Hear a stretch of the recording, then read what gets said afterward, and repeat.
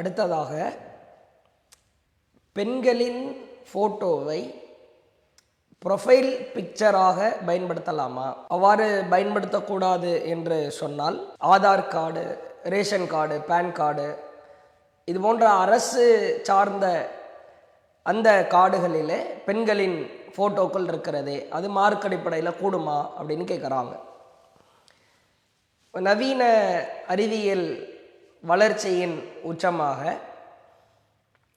WhatsApp, முகநூல், Facebook, Telegram, Instagram இது போன்ற சமூக வலைதளங்கள் அதிகப்படியாக உருவாகிவிட்டதை பார்க்கிறோம். இதை யார் கூறிய ஆயுதமாக கருதி நல்ல முறையில் பயன்படுத்துகிறாரோ அது அவருக்கு நல்ல முறையில் பதில் தரும். அதே ஆயுதத்தை யார் தவறான வகையில் பயன்படுத்துகிறாரோ அந்த ஆயுதமே அவரை தாக்குகிற வகையில் இருக்கும். நன்மையும் தீமையும் கலந்திருக்கிற ஒரு அறிவியல் சாதனங்களாகத்தான் சமூக வலைதளங்களை நம்மால் பார்க்க முடிகிறது. நல்ல முறையிலும் பயன்படுத்துவதற்கு ஏராளமான வழிவகைகள் இருக்கிறது. அதே நேரத்தில் அதை கெட்ட வகையிலும் பயன்படுத்துவதற்கு பலதரப்பட்ட வாசல்களை ஷைத்தான் திறந்து வைத்திருக்கிறான். சமூக வலைதளங்களில் ஒருவருடைய பெயர், அது அடையாளத்திற்காக அதில் ஐடி ஓப்பன் செய்யப்படும். இன்னும் மென்மேலும் அடையாளத்திற்காக அதிலே முக அமைப்பை காட்டுவதற்காக இமேஜை அதிலே பொறுத்து கொள்கிற வகையில் ஒவ்வொருவருடைய ஃபோட்டோக்களை வைத்து கொள்ளலாம். இந்த ஃபோட்டோவை வச்சிருக்கிறவர் இன்ன ஆள் அப்படின்னு தெரியும். அந்த வகையில் சமூக வலைதளங்களை பயன்படுத்துகிற பெண்கள் அந்த ப்ரொஃபைல் பிக்சராக ஒரு அடையாளத்தின், இன்ன மனிதனின் அடையாளத்தை காட்டுவதற்காக இருக்கிற அந்த இடத்தில் தங்களின் ஃபோட்டோக்களை வைத்து கொள்ளலாமா அப்படின்றது தான் கேள்வியினுடைய சாராம்சம். பெரும்பாலும் மார்க் அடிப்படையில் எது நமக்கு வழிகேட்டு பாதையை மென்மேலும் திறக்கும் என்ற அச்சம் ஏற்படுமோ இந்த காரியத்தை செய்வதன் மூலமாக பலதரப்பட்ட பாதிப்புகள் ஏற்படும். பல்வேறு விதமான சூழல்கள் அது மோசமான சூழல்களாக மாறும். இதன் மூலமாக ஷைத்தானுக்கு அதிகமான தூண்டுதல்களை ஏற்படுத்தும் என்று எவைகளெல்லாம் இருக்கிறதோ அப்படிப்பட்ட செயல்களை எல்லாம் மார்க்கம் செய்யக்கூடாது என்று தடுக்கிறார்.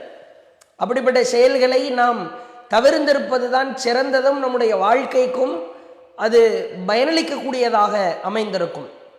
அந்த வகையில் இப்போ நீங்கள் சமகாலத்தில் நீங்கள் பார்க்கலாம், ஸ்டேட்டஸ் என்ற பெயரால், ரீல்ஸ் என்ற பெயரால், அதே போன்று யூடியூப் சேனல்களின் வாயிலாக பிராங்க் செய்கிறோம் என்ற பெயரால் பலதரப்பட்ட வகைகளில் பெண்களுடைய நடவடிக்கைகள் சமூக வலைதளங்களில் தாறுமாறாக தலைவிரித்தாடுகிறது. இன்ஸ்டாகிராமில் எல்லாம் இளமை பருவத்தில் இருக்கிற பெண்கள் அதிகப்படியாய் மூழ்கி தலைக்கிறார்கள். ஆண்களும் இருக்கிறார்கள் தான். கூடுதலாக பெண்களை கவனிக்க வேண்டிய சூழலில் நாம் தள்ளப்பட்டிருக்கிறோம்.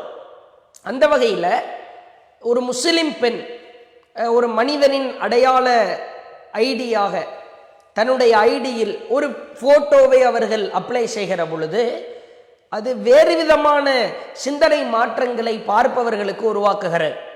ஸ்டேட்டஸ் மூலமாக தங்களுடைய ஃபோட்டோக்களை வைக்கிற பொழுதோ அல்லது தங்களுடைய முகத்தை காட்டுகிற வகையில் ப்ரொஃபைல் பிக்சராக வைக்கிற பொழுதோ நிச்சயமாக அடித்து சொல்ல முடியும் அது தவறின் பால் தூண்டுகிற பலதரப்பட்ட காரண காரியங்களாக அமையும் என்று அடித்து சொல்ல முடியும். இதில் யாரும் மறுக்க இயலாது.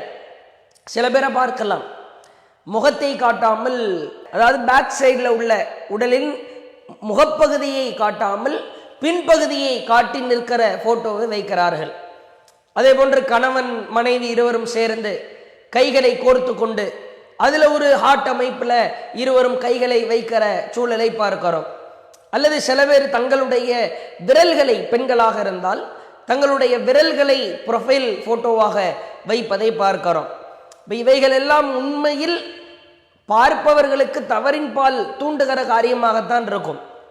இஸ்லாமிய மார்க்கத்தை பொறுத்த வரைக்கும் ஒரு பேச்சில் கூட நடக்கிற நடவடிக்கை, நாகரிகம், ஒழுக்கம், இவைகள் அத்துணையிலும் ஒரு மனிதன் மிகச்சிறந்தவனாக திகழ வேண்டும் என்று மார்க்கம் எதிர்பார்க்கிறது. அல்லாகவே திருமறை குர்ஆனில் சொல்கிறார், முஃமினான பெண்களுக்கு சொல்லுங்கள், பார்வைகளை தாழ்த்தட்டும், கருப்புகளை பேணி பாதுகாக்கட்டும். நம்பிக்கை கொண்ட பெண்களுக்கு அவர்கள் தங்களுடைய அலங்காரத்தில் வெளியே தெரிபவை தவிர மற்றவற்றை வெளிப்படுத்த வேண்டாம், கருப்புகளை பேணி பாதுகாக்க வேண்டும். நம்முடைய போட்டோக்கள் மூலமாகவோ அல்லது நம்முடைய கை விரல்களை இமேஜாக வைப்பதன் மூலமாகவோ, நம்முடைய பின்புறத்தை முகத்தை காட்டாமல் பின்பகுதியை இமேஜாக வைப்பதன் மூலமாகவோ யாரேனும் ஒரு ஷைத்தான் உள்ளத்திலே ஏதேனும் ஒரு தூண்டுதல் ஏற்பட்டு நம்மிடத்திலே தொடர்பு கொள்கிற ஒரு சூழல் அமைந்து விட்டால் அந்த நேரம் நம்மை அந்த ஷைத்தான் வழிகெடுப்பதற்கு அதிகமான வாய்ப்புகள் இருக்கிறது. அல்லாஹ் தெளிவாக சொல்லுகிறான், ஒரு பெண் அவசியம் இல்லாமல் ஊர் சுற்றுகிற வேலை இல்லாமல் அவளுடைய தேவைக்காக அவள் வெளியே வந்து கொள்ளலாம். முகம், முன்கை அவைகள் வெளியே தெரிந்து கொள்வதில் எந்த பிரச்சனையும் இல்லை.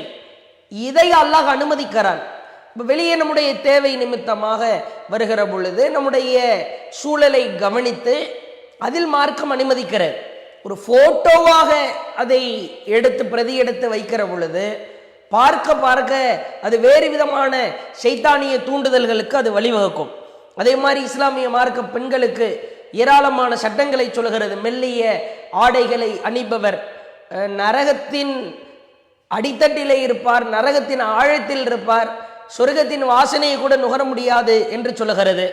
அடுத்தவர்களுக்கு ஈர்க்கிற வண்ணம் நறுமணத்தை பூசி செல்பவர் அவர் கெட்ட பெண் என்பதற்கு உதாரணம் என்று சொல்லுகிறது. அந்நிய ஆண்களோடு தனித்திருக்க கூடாது, அது தனித்து இருப்பதையும் குறிக்கும், பேசுவதையும் குறிக்கும். இவைகளை எல்லாம் இஸ்லாம் கூர்ந்து கவனிக்கிறது.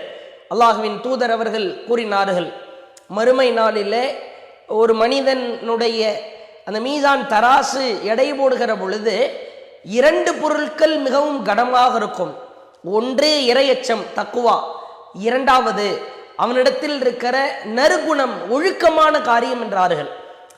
நம்முடைய வாழ்க்கையில் பெண்களாக இருந்தாலும் ஆண்களாக இருந்தாலும் ஒழுக்கத்திற்குரிய காரியத்தை நான் செய்கிறேனா, நான் செய்கிற காரியத்தின் மூலமா ஒழுக்க கேடு திறந்து விடப்படுமா அல்லது நல்ல ஒழுக்கம் நமக்கு கிடைக்குமா என்பதை பார்த்து நாம் செய்ய வேண்டும். போட்டோவே வைக்கல, யாரு என்ன கேட்க போறாங்க? இல்லை ஏதாவது நிர்பந்தம் ஏதாவது இருக்குதா? நீங்க உங்க பேரை மட்டும் தான் போட்டிருக்கிறீங்க, உங்க போட்டோவை நீங்க வைக்கலையா, இப்படி யாராவது கேட்க போகிறார்களா? சில நபர்களை பார்க்கிறோம், நான் முகத்தை காட்டவில்லை, கை விரல்களை தானே காட்டுகிறேன். எதற்கு ஷைத்தானுடைய வாசல்களை நாம திறந்து வைக்கணும்? ஏன் ஷைத்தானுக்கு இடம் கொடுக்கணும்? அல்லாஹ்வுடைய தூதர் பேசுகிற பேச்சின் பொழுதும் கூட சொன்னார்கள், பெண்களே இத்தக்கை துண்ண யா நிஷா அன் நபி, அது பொதுவாக நபிமார்களின் மனைவிகளுக்கு அது அந்த சட்டம் குறித்தாலும் கூட அனைத்து பெண்களுக்கும் அது அடங்கும்.